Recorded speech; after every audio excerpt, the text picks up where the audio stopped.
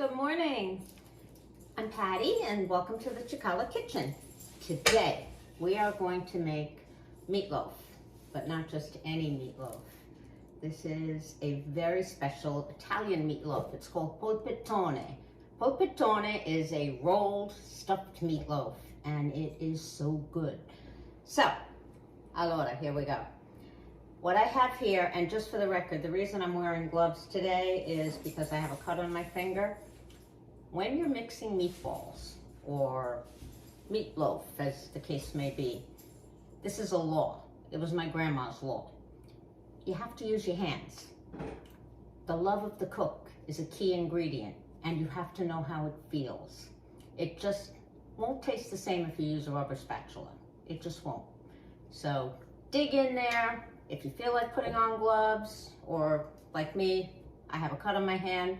Otherwise, just dig in there with your hands and transfer the love. Okay, so what we have here, I have a pound of pork, ground veal, and ground beef.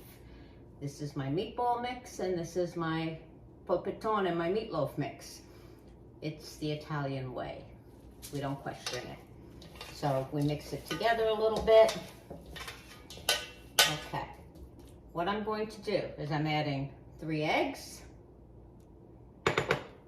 fresh parsley, lots of fresh parsley. I sauteed some diced onion, that's going in there. Okay, lots of crushed garlic, that's going in there, absolutely. Some Parmesan cheese, never have enough of that. And what I have here is some of my Italian bread. This is day old. I broke it up, put it in the bowl, soaked it in milk, and this is what we're gonna do. We're gonna squeeze as much of the milk out as we can and add the bread into this mix. There we go. Just squeeze it out. I should have used a bigger dish. That would have helped and not made so much of a mess. Okay, squeeze the milk out, put the bread in there, and then we're going to get to work. Now I'm going to be serving this tonight. I'm just telling you in advance because my family's going to be very happy with my arancini, my rice balls. Now, if you've never had a rice ball, you're missing out on something. But I have to tell you, and not to pat myself on the back here, but I'm pretty famous for my rice balls. When I was catering, it was a huge, huge seller. And even now, my husband, when he first tasted mine, said he can never again order them anywhere because they're not the same. I will tell you, I'm gonna put this back here. I have looked at, dig in, many recipes online, on the internet, in books. I've never seen one quite the way I make my rice balls, which is the way my nonna and my aunt made them. I learned from the best. I am very short, in case you haven't noticed, so I'm standing on tiptoe just to reach into this bowl. Just saying. Anyway, dig in there, really conglomerate this. But back to the rice balls. It is a 2 to 3 day procedure to make them. There's none of this white rice being used. That's not the way you do it in Italy. If anyone really is interested in a video on how to make the rice balls, it would probably have to be done in segments. So let me know and I'd be happy to do that. I have 6 children that I gave birth to and 2 stepchildren, and several of them would drive hundreds of miles if they knew I was making these rice balls tonight, because it's like their favorite thing in the whole world. Okay, you see how that's kind of conglomerated in there? Okay, now let me add, I'm gonna have to wash this, some salt,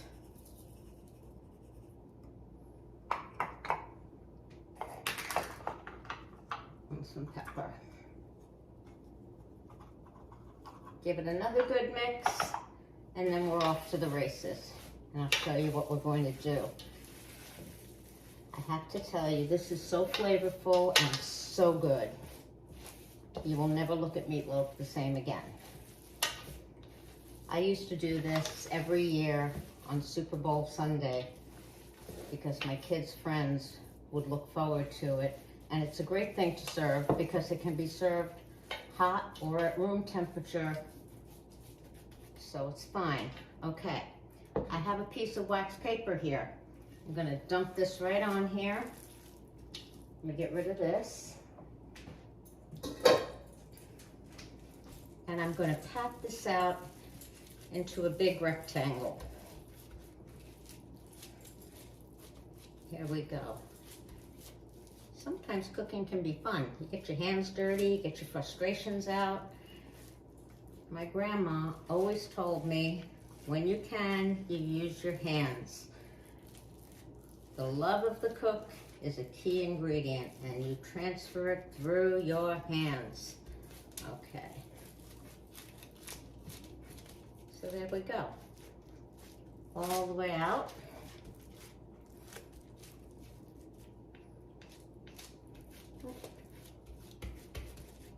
Okay, doesn't that look good already? Okay, here's where I take my gloves off. And I wish I could show you, but Nova is sitting right here at my feet, praying to God that I drop something. What I have here is some spinach with garlic that I lightly sauteed this morning. So that's the first layer that's going to go on. Now, don't make mush out of it, just lightly saute it so it wilts down because it's going to cook in this meat. There we go. Just some olive oil and garlic.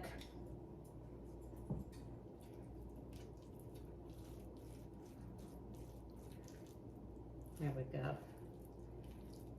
Did I mention this is a big meatloaf?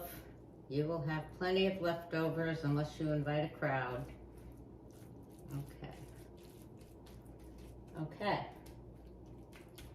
Here we have the prosciutto. We're going to lay out slices of prosciutto. Now for this, a little sacrilegious, but considering the cost, I get domestic for this. You don't have to go for the imported prosciutto that costs a mortgage payment. Get the domestic, it's fine. You could even do ham if you wanted to, but the prosciutto is really special. Now you notice I left a rim here. When we roll this, we need it to stick together, so make sure you don't go right to the very edges. Okay. Oop. There we go. Okay. And here we have provolone. Now my preference is the picante, the sharp one. You do you. Whichever cheese you prefer, whichever provolone you prefer. But we like the sharp. Okay, so lay it on out there. Here we go.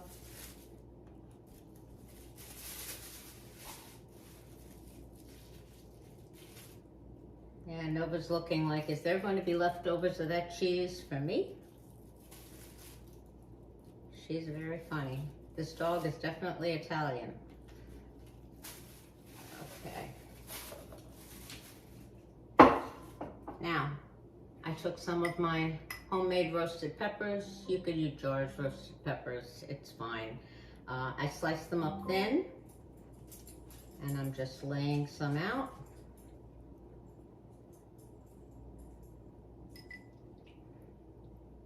You'd be amazed how much flavor the roasted peppers give.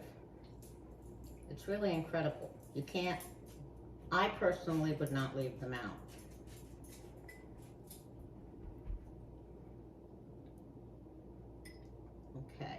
Notice what I'm doing. I'm leaving a little bit of a space in the middle, and there's a reason for that. Okay. I have hard-boiled eggs here. And what I'm going to do is slice them in half and lay them right down the middle.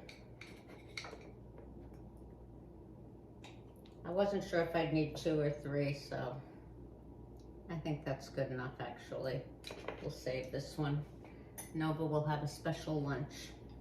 Okay, we're gonna take some Parmigiano Reggiano that I just grated this morning on there, and now we roll. So take the edge of the paper. Whoop. This is pretty heavy. Bring it up and over. I'm actually going to bring it toward me, it's easier. And go back. I'm going to wiggle it back. I'm working on this glass cooktop and it's making everything slide. Okay. Now I'm reaching under and spreading the meat out more so that I can get a good seal when I bring this over. You can see what I'm doing.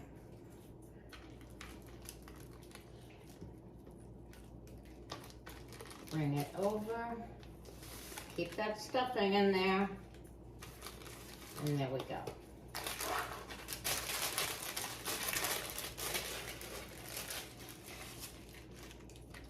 I'm gonna peel that paper off.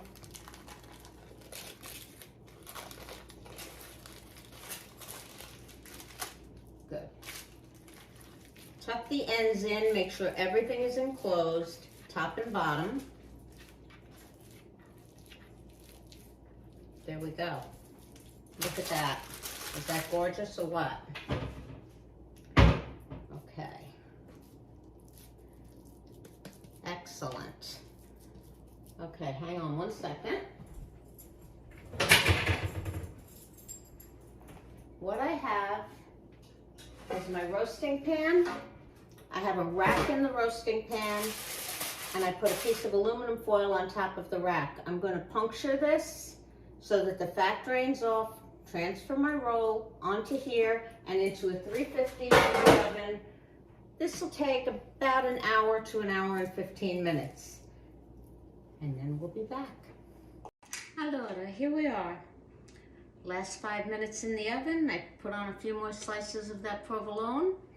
We have my homemade marinated eggplant. We have my caponata. And we have the rice balls I was telling you guys about, my arancini. Had a little bit of an accident coming out of the oven when I was transferring this beautiful perfect roll to the cutting board. A certain little puppy was underfoot thinking I was going to drop something, and I tripped over her. So there's a bit of a crack on this side, but that's okay. We don't edit out the home goof-ups around here. This is real life. It is what it is. It happens in everyone's kitchen, and it's not going to affect the taste. Buon cibo, buon amici, good food, good friends. Enjoy your evening, and I hope you try this. It's really delicious. See you soon.